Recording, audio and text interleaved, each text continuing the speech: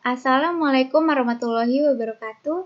Perkenalkan, nama saya Nistia Ningsih, saya dari kelas manajemen 18D, NPM 194111044. Di sini saya akan menjelaskan tentang prinsip-prinsip manajemen resiko. Yang pertama adalah, apa itu resiko? Resiko menurut Vaughan 1978 dalam Darmawi 2016. Yang pertama, risiko adalah kesempatan kerugian. Yang kedua, risiko adalah kemungkinan kerugian. Yang ketiga, risiko adalah ketidakpastian. Yang keempat, risiko merupakan penyebaran hasil aktual dari hasil yang diharapkan. Yang kelima, risiko adalah probabilitas suatu hasil berbeda dari yang diharapkan. Selanjutnya, prinsip manajemen risiko. Yang pertama, risiko ada di mana-mana. Yang kedua, risiko adalah ancaman dan peluang. Yang ketiga, risiko adalah kombinasi dari bahaya dan peluang. Yang keempat, risiko dapat diciptakan berbeda-beda. Yang kelima, risiko dapat diukur. Yang keenam, kunci manajemen risiko adalah dapat dihindari, diambil, dan dieksplorasi. Yang ketujuh, payoff to better risk management is high value. Yang kedelapan, part of everyone job. Yang kesembilan, successful risk-taking organization do not get there by accidents. Selanjutnya, risiko dan ketidakpastian. Yang pertama, ketidakpastian menurut Rastom 2017 mengacu pada pengertian risiko yang tidak diperkirakan, sedangkan risiko mengacu pada risiko bisa diperkirakan.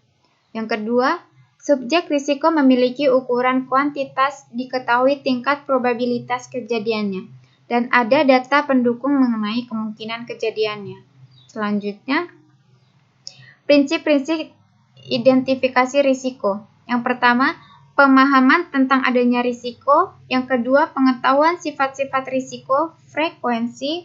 Yang ketiga, dampak risiko terhadap kelangsungan usaha, tingkat kegawatan risiko, dan menentukan prioritas risiko tersebut.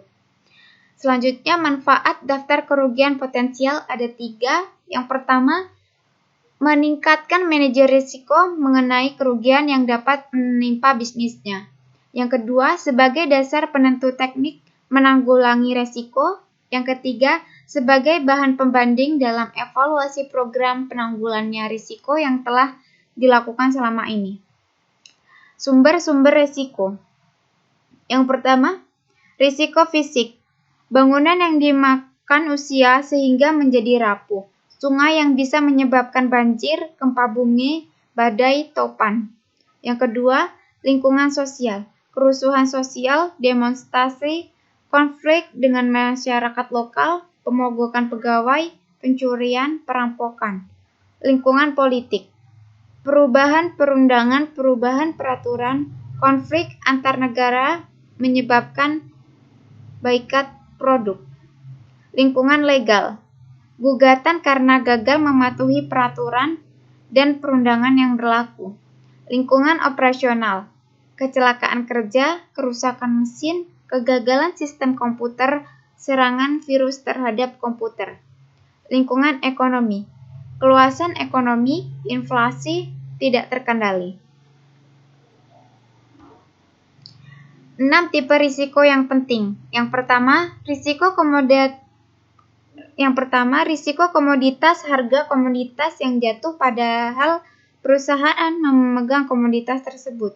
Yang kedua, risiko cuaca yang tidak menguntungkan sehingga mengacungkan panen dan kemudian menurunkan volume pertanian yang dikirimkan oleh perusahaan.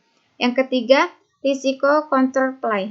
Counterplay, perusahaan gagal memenuhi kontraknya terhadap perusahaan.